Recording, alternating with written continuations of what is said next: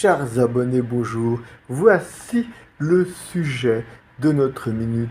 Les 5 langages de l'amour. Les 5 langages de l'amour est un best-seller international de Gary Chapman, qui est conseiller conjugal et également animateur de séminaires pour couples. Le concept de l'auteur est le suivant, qu'il existe 5 manières de manifester son amour, et donc le livre, il l'a nommé les 5 langages de l'amour. Nous avons chacun notre langage qui ne correspond pas forcément à celui de notre conjoint, ce qui peut poser problème dans un couple. Chaque langage est à sa façon un précieux moyen de communication du sentiment, de l'amour. Étant certain que vous ne manquerez pas de lire cet ouvrage, nous allons nous poser en amont 2 questions. Quels sont ces 5 langages de l'amour et comment en faire le meilleur usage? Première réponse, ces 5 langages de l'amour se déclinent ainsi. 1. Les paroles valorisantes. 2. Les moments de qualité. 3. Les cadeaux. 4. Les services rendus. Et 5. Le toucher physique. Chacun y mettra ses propres mots. Par exemple, pour le dos, du temps rien que pour nous, et pour le 5, la tendresse.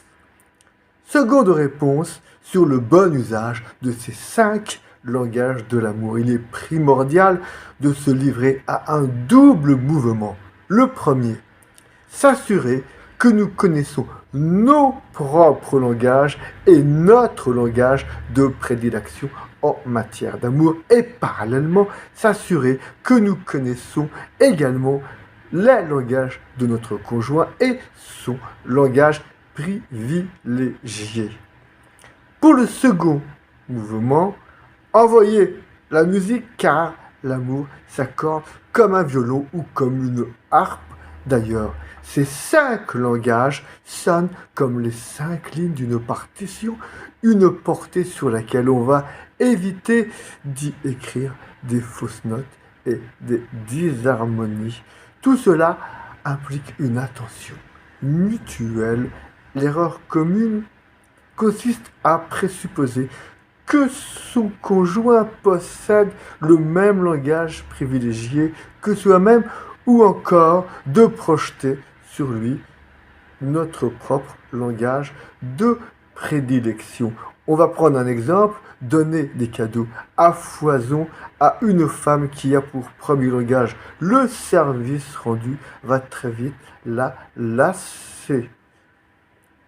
Même sur le vécu de chacun de ces 5 langages, on va dire, il faut encore s'accorder toujours le phénomène de la musique bien harmonisée et s'assurer que ces langages ne se marchent pas sur les pieds les uns des autres. Par exemple, un moment privilégié pour l'un peut être confondu avec un autre moment pour l'autre. Par exemple, un moment privilégié pour l'un sera regarder ensemble un film à la télé ou au cinéma, et pour l'autre sera se rapprocher et manifester la tendresse jusqu'à passer à l'acte d'amour. Eh bien, aucune de ces 2 réponses ne correspond à ce que Gary Chapman appelle moment privilégié, car c'est un temps d'écoute et de partage. Tout simplement, écoute et attention mutuelle, on peut dire. Peut-être suffit-il de se mettre d'accord sur quelle musique écouter lors de ces moments privilégiés pour se retrouver sur la même longueur d'onde au niveau des 5 langages de l'amour, et ainsi jouer la même partition. Une version courte de ce livre, 80 pages au lieu de 256 quand même, est parue en avril 2015 et s'appelle « Au cœur des 5 langages de l'amour, le secret des couples qui durent ». Aussi, chères auditrices, chers auditeurs, chers abonnés, n'hésitez pas à poster un commentaire si vous découvrez un 6e langage de l'amour. En attendant, méditez sur ces 5 et je vous dis à très bientôt